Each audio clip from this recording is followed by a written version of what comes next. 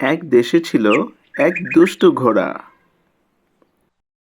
কিন্তু এই ঘোড়া মোটেও সাধারণ ঘোড়া ছিল না। কিন্তু আশ্চর্যের কথা হচ্ছে এই ঘোড়াটা ডিম পাড়ত। আর যখন এই ডিমের খবর ছড়িয়ে পড়ল, আশপাশ থেকে সব মানুষ দেখতে আসলো। আর সবাই এটাকে ভাবলো এটা হচ্ছে জাদুকরি ডিম। যার কাছে এই ডিম থাকবে সে বড়লোক হয়ে যাবে। এই সব কিছু লুকিয়ে লুকিয়ে দেখছিল এক চালাক শিয়াল। শিয়াল মনে মনে ভাবলো এই ডিমটা যদি সে পায় তাহলে তার ভাগ্য বদলে যাবে। যেমন চিন্তা তেমন কাজ। সে মিষ্টি করে হেসে ঘোড়ার কাছে গেল। ঘোড়া বুঝতে পারল নিশ্চয়ই শিয়ালের কিছু ফন্দি আছে, তাই সে জিজ্ঞেস করলো। তুমি কেন আজকে এত মিষ্টি কথা বলছো? শিয়াল বলল, আমি তোমার কাছ থেকে ছোট্ট একটা ডিম চাই শুধু। তুমি আমাকে ছোট্ট একটা ডিম দাও, আমি তোমার জন্য দোয়া করব।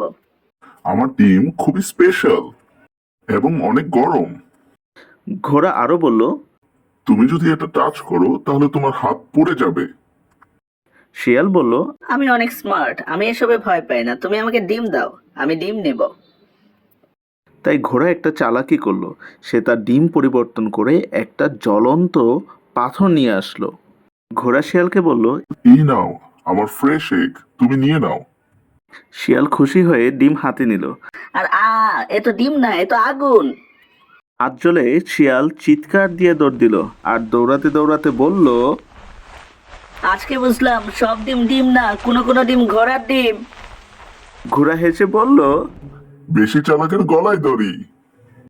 এরপর ঘোড়া তার ডিম নিয়ে গ্রামবাসীকে নিয়ে সুখে জীবনযাপন করলো।